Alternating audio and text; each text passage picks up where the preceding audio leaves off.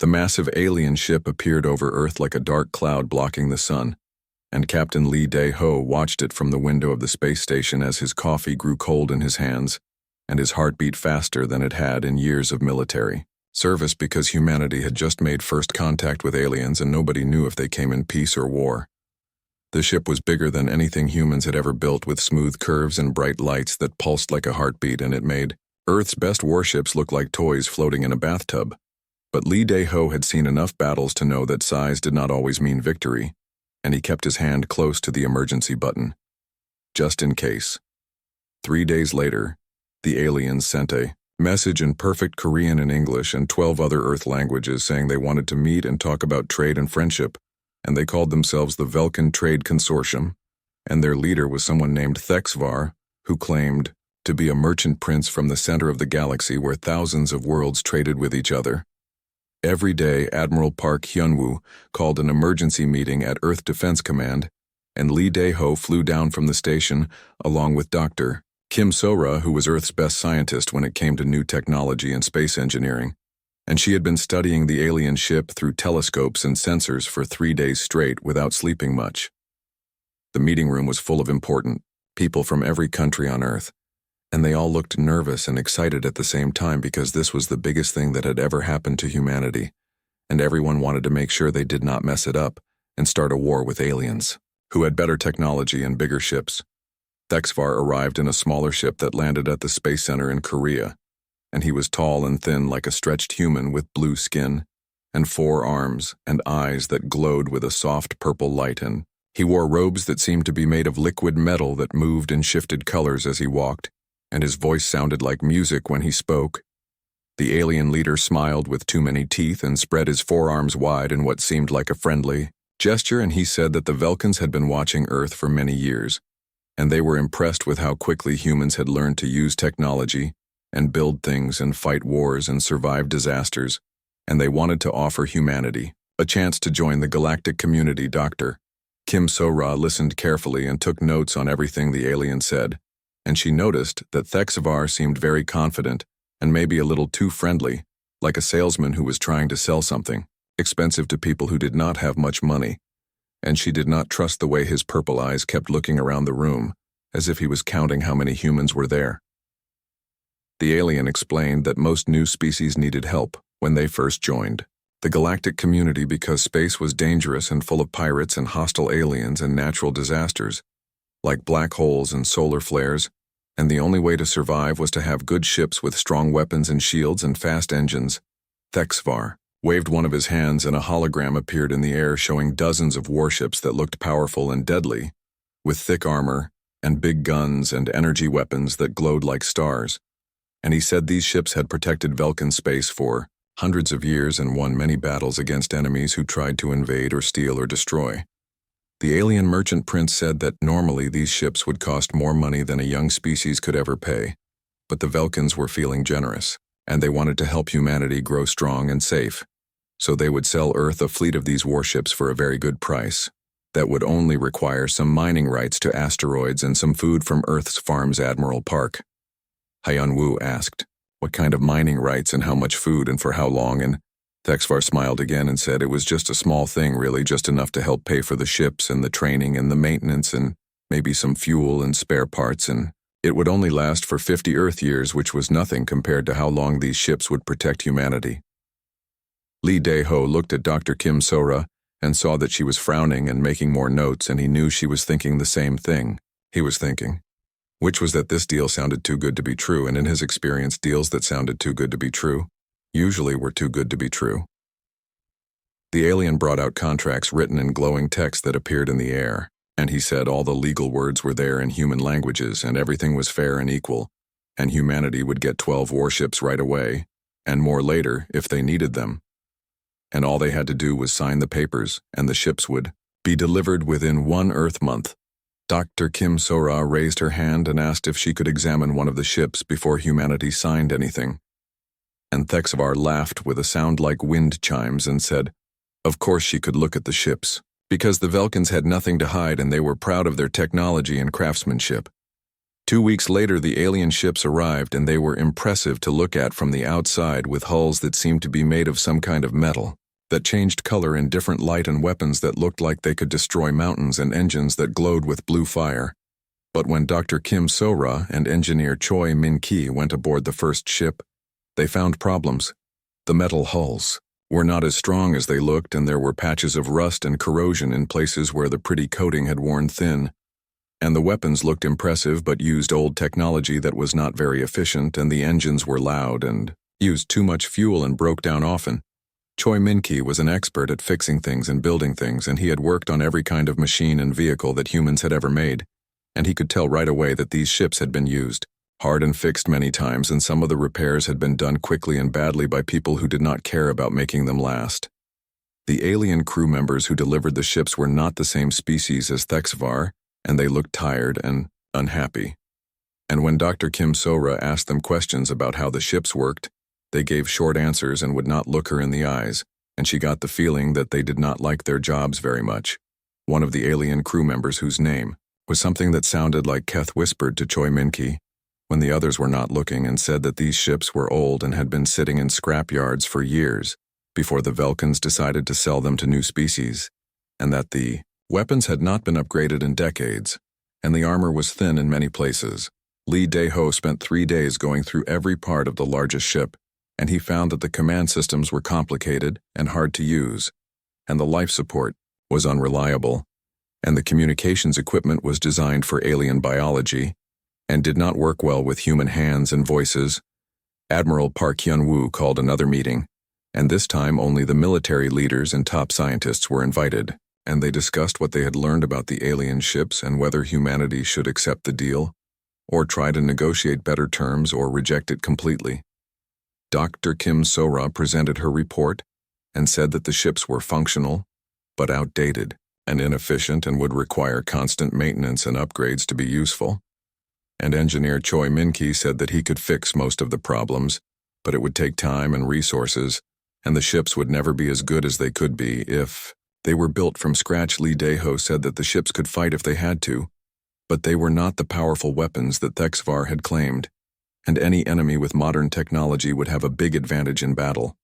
and humanity would be better off building their own ships if they had the time and knowledge. But Admiral Park Hyun-woo pointed out that humanity did not have time, because there were already reports of strange ships in the outer solar system and unknown signals coming from deep space, and if there were hostile aliens out there, then humanity needed some kind of protection, even if it was not perfect. The debate went on for hours, and in the end, they decided to accept the alien deal, because having old ships was better than having no ships at all, and maybe human engineers could find ways to improve them and make them more effective and reliable. Thexvar was very happy when they signed the contracts, and he said that humanity had made a wise choice, and that the Falcons would be good friends and trading partners for many years to come, and he promised that more advanced technology would be available later when humanity had proven themselves worthy. After the alien ships left Earth, the Vulcan crew members stayed behind to train human pilots and engineers, and Dr. Kim So-ra noticed that they seemed relieved to be away from their own people, and some of them started talking more freely about life in the galactic community. What they said was not encouraging, and humanity began to understand that they had not joined a community of equals, but a system where strong species dominated weak ones,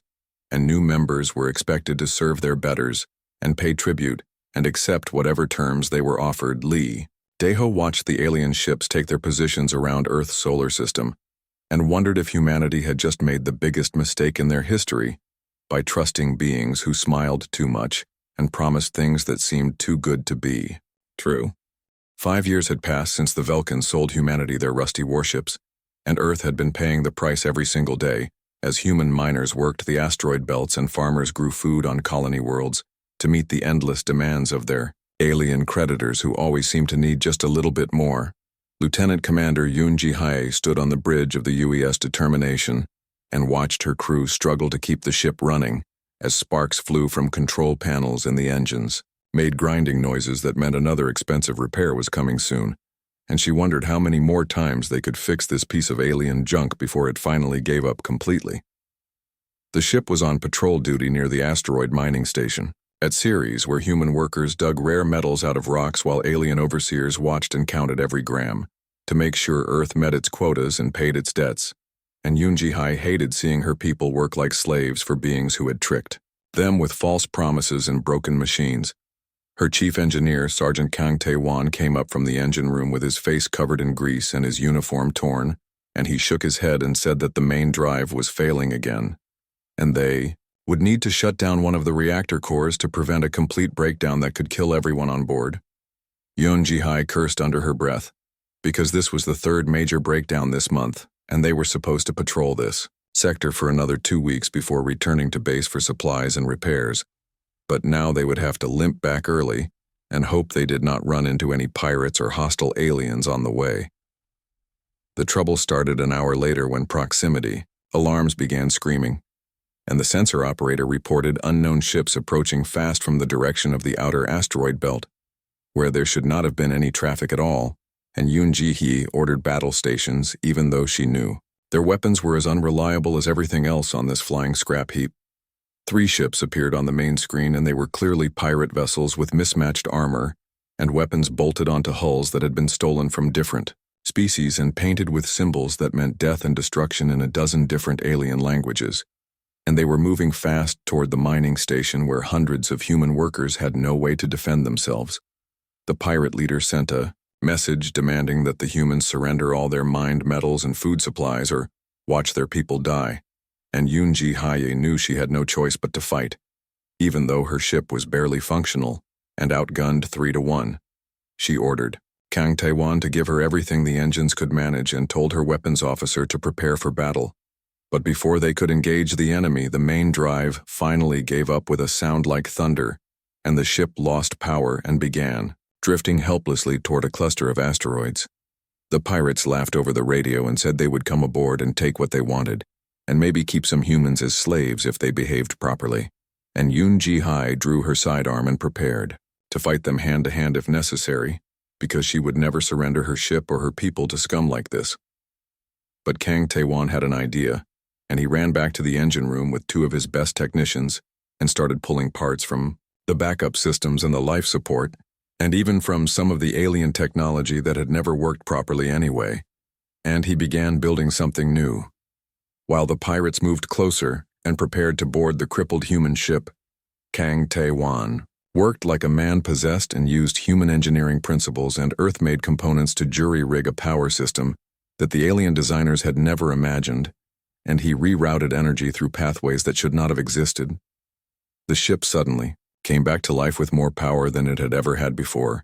and the engines sang with a deep thrumming sound that felt strong and reliable instead of the usual grinding and whining, and Yoon Ji-hae felt hope return as her weapons systems came online and her shield strengthened. The pirate ships were caught completely off guard when the human vessel that had seemed dead in space suddenly accelerated toward them with speed and agility that no Vulcan ship had ever shown, and Yoon Ji-hee ordered her crew to fire everything they had.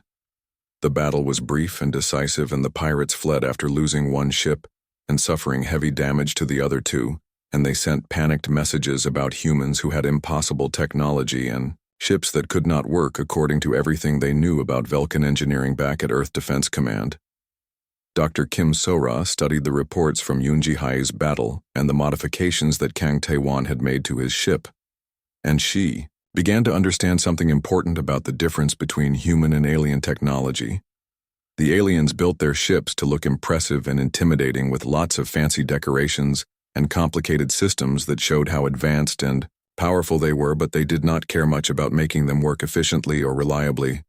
or last for a long time. Humans built things differently because they had learned through thousands of years of war and hardship that simple designs worked better than complicated ones, and that reliability was more important than appearance, and that every part should have a backup and every system should be maintainable by ordinary people. With basic tools, Dr. Kim So-ra gathered a team of the best human engineers and scientists, including Choi Min-ki,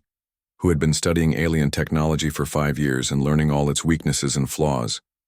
And she started a secret project to find ways to make the Vulcan ships work the way they should have worked from the beginning. At the same time, intelligence officer Na Sung-ho was intercepting alien communications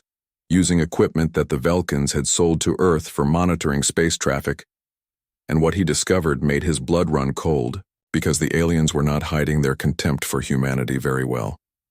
The messages he decoded revealed that the Vulcans saw humans as a slave species that existed only to provide resources and labor for their betters, and that the rusty warships had been sold to Earth not as a favor, but as a way to make sure humanity could never build their own fleet, or threaten Vulcan dominance. Worse than that, the aliens were already making plans to strip mine Earth itself once the current contracts expired, and they would relocate the human population to mining colonies and prison worlds where they could be more easily controlled and exploited. Na Sung-ho brought his findings to Admiral Park Hyun-woo, who was now much older and more tired than he had been when the aliens first arrived. But his anger burned hot when he learned how thoroughly humanity had been deceived and betrayed. The Admiral called a secret meeting of Earth's military and scientific leaders, and they gathered in a secure bunker deep underground where alien surveillance could not reach them, and he showed them the intercepted messages and explained what the Vulcans really planned for humanity. Captain Lee Dae-ho,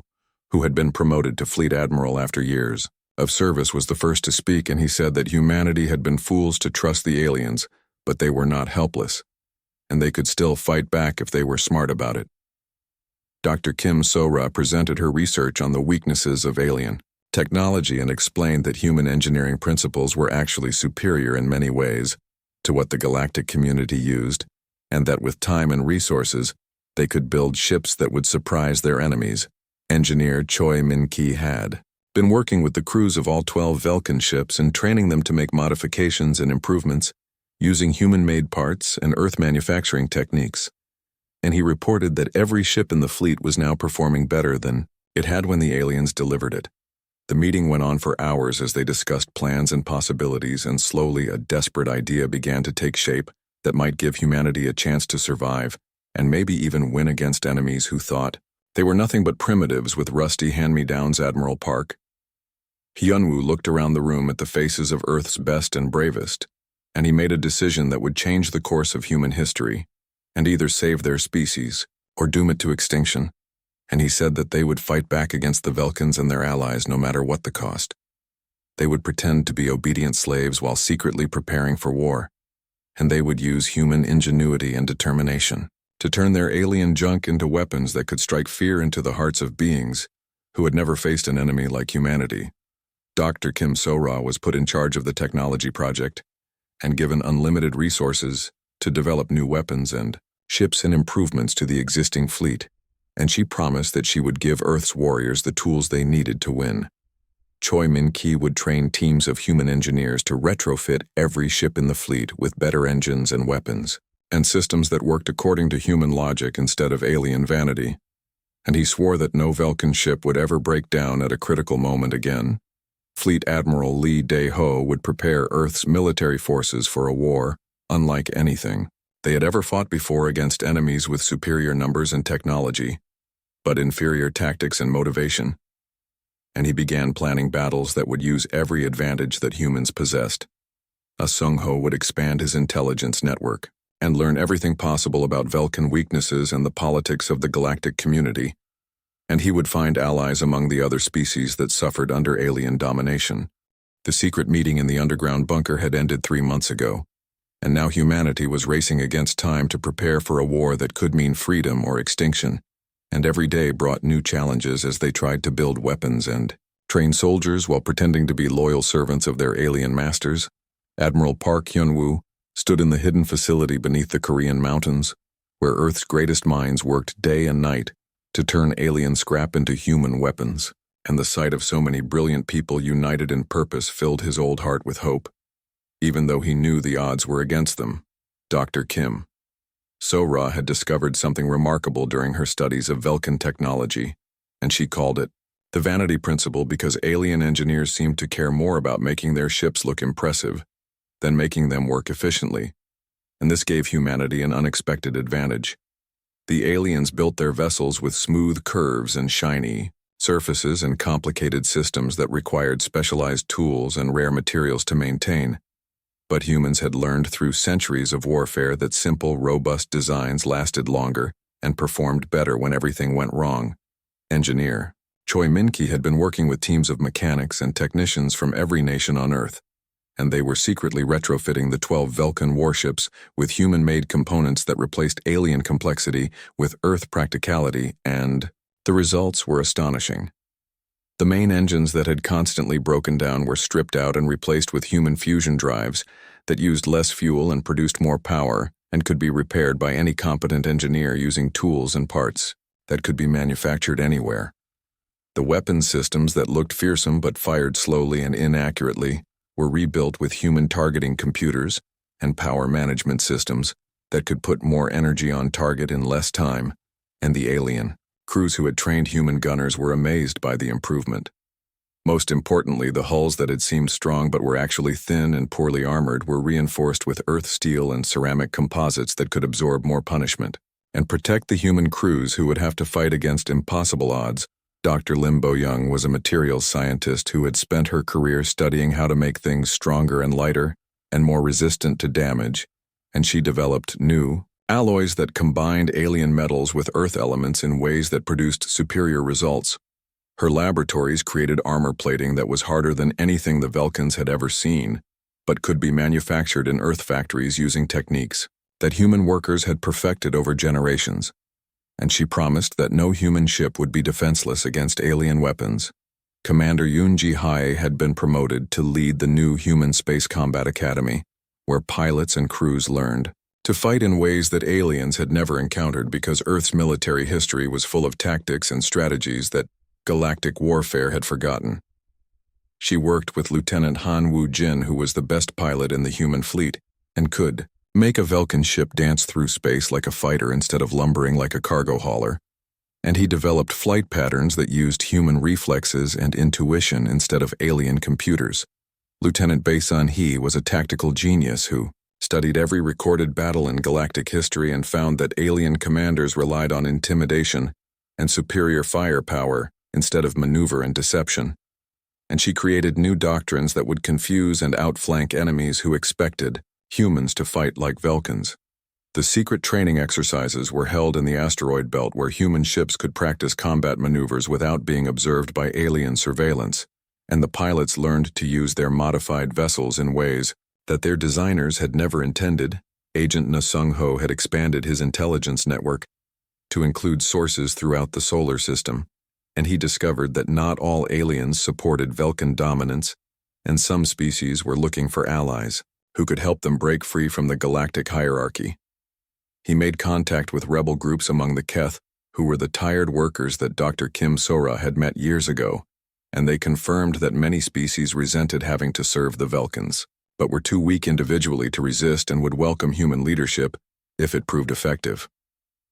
The intelligence reports also revealed that the Vulcans were becoming suspicious about Earth's delayed payments and inefficient mining operations, and they were planning to send an inspection fleet to investigate and possibly punish humanity for failing to meet their obligations. This news forced Admiral Park Hyun-woo to make a difficult decision because the secret weapons project was not complete and the human fleet was not ready for a major battle, but they might not have a choice if the Vulcans arrived in force fleet. Admiral Lee Dae-ho argued that they should reveal their capabilities and fight the inspection fleet because surprise was their greatest advantage, and once the Vulcans knew what humanity had accomplished, they would bring overwhelming force against Earth. Dr. Kim So-ra disagreed and said that they needed more time to complete the most important project of all, which was a completely human-designed warship that would be superior to anything in the Vulcan fleet and could serve as the flagship for Earth's resistance. The argument was settled when Na Sung-ho brought word that a Vulcan inspector named Keth Nor was already on his way to Earth with a small fleet and orders to investigate reports of unusual activity in the human colonies and mining operations. This inspector was known throughout the galaxy as a cruel and thorough investigator who enjoyed finding excuses to punish species that failed to serve their Vulcan masters properly, and his arrival would mean disaster unless humanity could deceive him about their true activities. The deception plan was complex and dangerous because it required hiding all evidence of the weapons project while making it appear that Earth was struggling to meet its obligations due to technical problems and resource shortages, rather than deliberate preparation for rebellion. Choi Min-ki's engineers worked frantically to remove the human modifications from several ships that would be inspected and replace them with fake breakdowns and maintenance problems that would explain the poor performance reports. Dr. Kim So-ra had to hide her research laboratories and move her scientists to locations that appeared to be normal civilian facilities, while creating false records that showed Earth was having difficulty understanding alien technology. Commander Yoon Ji-hae canceled all combat training exercises and ordered her pilots to pretend they were barely competent enough to fly their ships safely, while the real elite squadrons were hidden at bases that did not officially exist. The most difficult part was concealing the construction of humanity's first indigenous warship, which was being built in a secret facility on the dark side of the moon, where Vulcan sensors could not detect the work being done. This ship was the culmination of everything that human engineers had learned about combining the best of alien and Earth technology, and it would be faster and stronger and more heavily armed than any vessel in the known galaxy. Captain Shin Dong-hyuk had been chosen to command this revolutionary warship, which would be called the UES Defiance, and he spent his days working with the design team to make sure that every system would work perfectly when the time came for battle. The Defiance was built according to human principles, with redundant systems and modular components and armor that could absorb incredible punishment and weapons that could destroy targets at ranges that aliens considered impossible. Her engines used a new fusion design that Dr. Kim So-ra had developed by studying the flaws in Vulcan power systems and correcting them with Earth engineering, and the result was a drive that could accelerate faster and longer than anything the aliens possessed. Her weapons included railguns that fired solid projectiles at relativistic speeds, and energy cannons that focused more power than most alien ships used for their entire power grid, and missile systems that could track and destroy multiple targets simultaneously. Most importantly, her crew would be composed entirely of humans who had been trained from the beginning to fight together as a team instead of relying on alien hierarchies and protocols that assumed some species were naturally superior to others. When Inspector Kethenor arrived at Earth, he brought 3 heavy cruisers and a swarm of smaller ships, and his attitude made it clear that he expected to find humans cowering and begging for mercy because of their failures to meet their obligations. The inspection lasted for 2 weeks, and several times it seemed that the Vulcans would discover the truth about what humanity was really doing. But Na Sung-ho's agents managed to misdirect their attention,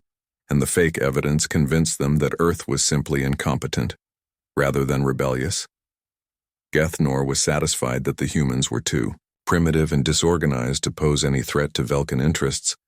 and he recommended that the tribute payments be increased to compensate for their inefficiency, and that additional overseers be assigned to ensure compliance. After the inspector left, Admiral Park Hyun-woo called another secret meeting and announced that the deception had bought them time but not much, because the Vulcans would return in greater numbers and with less patience if Earth continued to fall short of expectations. The UES Defiance floated in the darkness beyond Luna's far side like a sleeping giant waiting to wake, and Captain Shin Dong-hyuk stood on her bridge watching his crew make final preparations for the battle that would decide humanity's fate, and he felt pride and fear in equal measure because this ship represented everything that humans could accomplish when they refused to surrender. The Defiance was nothing like the elegant curves and shining surfaces that aliens preferred, and instead, she looked like what she was, which was a weapon of war, built by people who understood that function mattered more than form, and every line of her hull spoke of deadly purpose.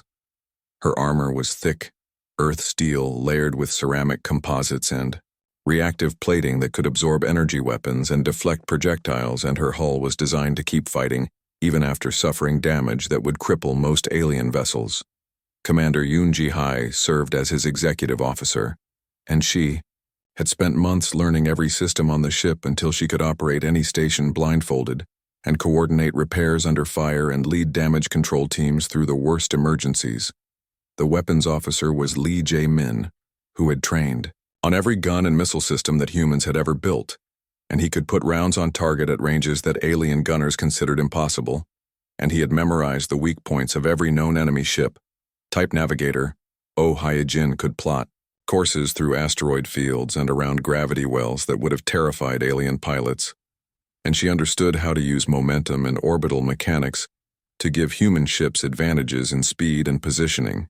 Chief Engineer Ryu Kyung-soo had worked on the Defiance since the first hull plates were welded together, and he knew her engines and power systems better than anyone alive, and he could coax performance from her machinery that exceeded every design specification. Dr. Kim Sora had installed her latest innovations throughout the ship, including shield generators that used rotating frequencies to disperse energy attacks and sensors that could track multiple targets while remaining undetected, and communications equipment that could coordinate fleet actions across vast distances. The crew had trained together for months using simulators and exercises that prepared them for every possible battle scenario, and they moved through their duties with the smooth efficiency that came from working as a team instead of a collection of individuals competing for status news. Came through Agent Na Sung-ho's intelligence network that a large Velkan fleet was approaching Earth led by War Commander Vex Thalan, who was known throughout the galaxy for his cruelty and his habit of destroying planets that failed to submit completely to Velkan authority. This fleet included 12 heavy battleships and twice as many cruisers, plus hundreds of smaller vessels,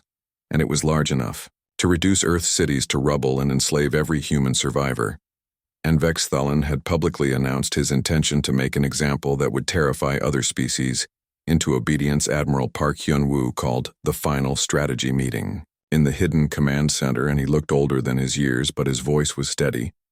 as he explained that humanity's moment of choice had arrived, and they could either fight or watch their species disappear into slavery. Fleet Admiral Lee Dae-ho presented the battle plan that had been developed over months of careful study, and it called for the human fleet to engage the Velkans near Luna, where Earth's defenses could provide support and where the enemy would not expect to encounter serious resistance. The 12 retrofitted Velkan ships would form the main battle line under the command of experienced officers who had learned to fight using human tactics instead of alien protocols, and they would coordinate their attacks to maximize damage while minimizing their own losses. The Defiance would serve as the flagship and command ship, and her superior weapons and armor would allow her to engage the most dangerous enemy vessels, while her advanced communication systems coordinated the entire battle. Lieutenant Han Woo-jin would lead the fighter squadrons that had been secretly constructed in hidden facilities, and these small, fast ships could strike at enemy weak points and provide reconnaissance and harassment, while the capital ships engaged in direct combat. Lieutenant Bae Sun-hee would coordinate fleet movements from the tactical center aboard the Defiance, and her understanding of three-dimensional combat would allow the human ships to outmaneuver enemies who expected them to fight like Velkans. The plan was risky because the human fleet was outnumbered 4-1, and most of their ships were still based on alien designs, even though they had been extensively modified, but it was their only chance to win freedom for Earth. When the Velkan fleet arrived in Earth orbit, Vex Thalan sent the expected surrender demand, and his message was full of contempt for the primitive humans who had failed to meet their obligations and would now face the consequences of disappointing their betters. Admiral Park Hyun-woo responded by ordering the human fleet to launch from their hidden bases and take positions around Luna. And when the aliens saw Earth's defenders, they laughed because the rusty ships they had, sold to humanity years ago, did not look like much of a threat. Vex Thalan was a veteran of dozens of campaigns against rebellious species, and he had never seen primitives who could mount effective resistance against superior Velkan technology and tactics, and he ordered his fleet to advance and destroy the human ships quickly so they could begin the punishment of Earth. The Battle of Luna began when the Defiance fired the first shot and her railguns sent projectiles through the lead Velkan battleship at a significant percentage of light speed, and the alien vessel exploded in a flash of plasma that lit up space for millions of kilometers.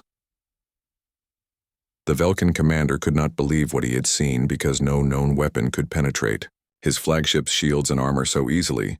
and he screamed orders at his subordinates to identify the source of this impossible attack. Captain Shin Dong-hyuk smiled grimly as he watched enemy formations break apart in confusion, and he ordered his weapons officer to continue firing, while the navigator positioned the Defiance for the next phase of the battle plan. The human fleet moved with precision and coordination that no alien force had ever displayed, and they used their superior speed and maneuverability to attack from multiple directions. while avoiding the concentrated firepower that the Velkans tried to bring against them. Lieutenant Han Woo-jin led his fighter squadrons through impossible maneuvers that took advantage of human reflexes and intuition, and they struck at enemy engine rooms and weapon systems with surgical precision while avoiding defensive fire that should have destroyed them. The Velkan ships were individually more powerful than their human counterparts, but they had been designed for fighting enemies who followed predictable patterns and used familiar tactics, and they could not adapt quickly enough to counter the innovations that Earth's warriors brought to battle. Lieutenant Bae Sun-hee coordinated the fleet movements with mathematical precision, and she used the gravity wells of Luna and Earth to slingshot human ships into attack positions while enemy commanders struggled to understand what was happening to their superior force. War Commander Vexthalin tried to rally his scattered formations and concentrate his firepower against the human flagship, but the Defiance was faster and tougher than any ship he had ever faced, and her weapons could destroy his vessels from ranges where they could not effectively return fire. The battle lasted for 6 hours, and when it was over, 3/4 of the Velkan fleet had been destroyed or disabled, and the survivors were fleeing toward the outer system while sending panicked messages about human weapons that defied everything they knew about physics and engineering. Vexthalin himself barely escaped in a damaged cruiser, and his last transmission before jumping to hyperspace was a warning to the Velkan High Command that humanity had somehow acquired technology that made them dangerous to the established order. Captain Shin Dong-hyuk stood on the bridge of the Defiance and looked out at the wreckage of the enemy fleet, and he felt a mixture of satisfaction and sadness, because many good humans had died in the battle, but their sacrifice had bought freedom for their species. The victory at Luna changed everything, because for the first time in galactic history, a primitive species had defeated a Velkan fleet in open battle, and the news spread through the galaxy like wildfire and sparked hope in the hearts of oppressed peoples everywhere. Earth's defenders had proven that superior technology and numbers were not enough to guarantee victory, and that determination and ingenuity and the willingness to fight for freedom could overcome any advantage that tyrants might possess. Admiral Park Hyun-woo addressed the human fleet over the communication system, and his voice carried pride and resolve as he told them that they had won the first battle, but the war was just beginning because the Velkans would not accept defeat easily. The aliens would return with larger fleets and more advanced weapons, and they would try to destroy humanity before the example of Earth's rebellion could inspire other species to rise against their oppressors. But humanity was ready for whatever came next, because they had learned that they could build better ships and train better crews and fight better battles than aliens who had grown soft through centuries of easy dominance over weaker peoples. The news of humanity's victory at Luna spread through the galaxy faster than any ship could travel, and on 1,000 worlds the oppressed species whispered about the humans who had turned alien scrap into weapons of liberation and dared to fight against the Velkan Empire that had ruled the stars for centuries. Fleet Admiral Lee Dae-ho stood in the command center of the new Earth Defense Headquarters and watched reports come in from across human space as mining colonies and farming worlds declared their independence from alien oversight, and human ships began patrolling trade routes that had been controlled by Velkan bureaucrats and tax collectors. The victory had cost Earth dearly, because many brave men and women had died in the battle, and the human fleet had suffered damage that would take months to repair. But the sacrifice had been worth it, because for the first time in years, humans could look at the stars and see freedom. Instead of servitude, Dr. Kim So-ra worked day and night to expand production of the new human warships, because intelligence reports suggested that the Velkans were gathering the largest fleet in their history to crush the rebellion before it could spread to other species and inspire a galaxy-wide uprising. The shipyards around Luna and Mars ran at full capacity as human workers, and the alien refugees who had joined the rebellion built vessels that combined the best features of Earth engineering with carefully selected alien technologies, and every new ship that launched was superior to the one before. Captain Shin Dong-hyuk had been promoted to Commodore and given command of the first human battle squadron, which included the Defiance and 11 sister ships that had been built, using the lessons learned from the prototype, and they formed the core of Earth's expanding fleet. The Galactic Council met in emergency session and demanded that humanity surrender immediately and submit to proper punishment for their crimes against the established order, and they threatened to authorize unlimited force against Earth if the humans did not comply within one standard: Galactic Month. Admiral Park Hyun-woo's response was broadcast across the galaxy, and his words were translated into hundreds of languages and transmitted to every world where thinking beings lived under alien rule. And he said that humanity would never again bow to tyrants who claimed authority they had not earned. The old admiral's health was failing, but his spirit burned bright as he explained that Earth had learned the difference between strength and brutality, and between leadership and domination, and they would teach those lessons to anyone who tried to enslave free people's intelligence agent. Nasungho reported that rebel movements were forming throughout Velkan space, as dozens of species began preparing for their own wars of liberation, and many of them were requesting human advisors and weapons to help them fight against their oppressors. Keth workers who had been building Velkan ships for generations sabotaged their own factories and joined the rebellion, and brought with them detailed knowledge of enemy fleet dispositions and manufacturing capabilities and strategic weaknesses. Other species contributed their own specialties to the growing alliance, as the Neth provided advanced sensor technology, and the Vorth offered their expertise in shield systems, and the Zung shared their knowledge of hyperspace navigation and communication. But the Velkans were not idle, and they began gathering ships from every corner of their empire and calling in favors from allied species who owed them tribute or feared their revenge. And slowly a massive armada took shape around the Velkan homeworld war commander. Vexthalan had survived the Battle of Luna with his honor intact, because he had been the first to recognize that humanity possessed capabilities that exceeded their apparent technology level. And he was given command of the largest fleet ever assembled by any single species. This armada included over 300 capital ships and thousands of smaller vessels crewed by the finest warriors from a dozen different species and equipped with weapons that had never been tested in battle, because no enemy had ever required their use. The Velkan High Command was confident that this overwhelming force would crush human resistance and restore the natural order where superior species ruled over inferior ones, and the galaxy would learn that rebellion against established authority was futile and deadly. But Fleet Admiral Lee Dae-ho had not been idle either, and the human fleet that gathered around Earth was larger and more powerful than anything his people had ever imagined possible. Just 5 years earlier, when they had accepted rusty alien warships as gifts from generous benefactors, the core of the human armada was the Defiance and her sister ships, but they were supported by hundreds of smaller vessels and converted cargo, haulers and mining ships that had been fitted with weapons and armor, and crewed by volunteers who wanted to fight for freedom. More importantly, the human fleet included ships from dozens of allied species who had broken free from Velkan control and joined the rebellion. And each vessel brought unique capabilities and battle-tested crews who had learned to fight using human tactical doctrines. Lieutenant Han Woo-jin now commanded the fighter wings that would provide reconnaissance and harassment during the coming battle, and his pilots had trained with alien refugees who understood enemy weaknesses and knew how to exploit them.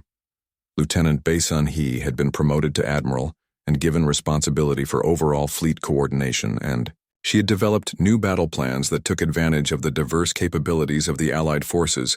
and the predictable nature of Velkan tactics. The final battle began when the human armada jumped into the Velkan home system and took positions around the fourth planet where the alien government had ruled the galaxy for over 1,000 years and issued commands that had decided the fate of countless billions. Vexthalan was waiting with his massive fleet arranged in the traditional formations that had won victories against every enemy the Velkans had ever faced, and he was confident that superior numbers and firepower would overcome whatever tricks the humans might attempt. The battle opened when Commodore Shin Dong-hyuk led the Defiance and her escorts in a direct assault on the Velkan battle line, and their weapons carved through enemy shields and armor, like they were made of paper instead of the strongest materials known to galactic science. But this time, the aliens were ready for human tactics, and they had modified their formations to counter the speed and maneuverability advantages that Earth ships had used so effectively at Luna. And the fighting was harder and more costly than any previous engagement. The space around the Velkan homeworld filled with debris and plasma, as hundreds of ships fought and died in a battle that would determine whether the galaxy would continue to be ruled by the strong or governed by justice and the right of all species to determine their own fate. Admiral Bei Sun-hee coordinated the Allied fleet with precision that amazed even veteran commanders, and she used the different strengths of each species to create combined attacks that no single fleet could have mounted. And gradually the tide began to turn against the Vulcans. The decisive moment came when Vexthalin led his personal guard in a final desperate assault against the human flagship. Because he understood that destroying the Defiance would break the morale of the Allied fleet and allow his remaining forces to win the battle, Commodore Shin Dong-hyuk accepted the challenge and maneuvered his ship into single combat with the massive Vulcan Dreadnought that had never been defeated in battle and carried weapons that could shatter planets and reduce moons to dust. The duel between the two flagships became the focus of the entire battle, as both fleets pulled back to watch their champions fight, and the outcome would decide not just the battle, but the future of galactic civilization. The Vulcan ship was larger and more heavily armed, but the Defiance was faster and tougher, and crewed by humans who understood that they were fighting not just for victory, but for the right of all free peoples to control their own destiny. When the smoke cleared, the alien Dreadnought was a broken wreck drifting among the debris of its escorts, and Vexthalin himself was dead, along with the dream of eternal Vulcan dominance that had shaped galactic politics. For centuries, the surviving alien ships surrendered rather than face destruction, and their commanders requested terms that would allow them to return home with news of their defeat and the end of an empire that had seemed destined to rule the stars forever. Admiral Park Hyun-woo was too ill to travel to the Vulcan homeworld, but he watched through video links as the alien leadership knelt before Fleet Admiral Lee Dae-ho and formally surrendered their authority over the species they had dominated for so long. The ceremony took place in the Vulcan capital where no foreign fleet had ever landed in triumph, and representatives of dozens of liberated species witnessed the moment when tyranny finally bowed to justice and freedom replaced fear as the organizing principle of galactic civilization. Dr. Kim Sora established the new Galactic Council, with representatives from all species chosen by their own people instead of appointed by their conquerors, and the first law they passed prohibited any species from claiming dominance over another. The rusty warships that had been sold to humanity as instruments of their enslavement became the foundation for a new age of cooperation and mutual respect among the stars and Earths. Children carried the principles of freedom and dignity to every world that had known only oppression.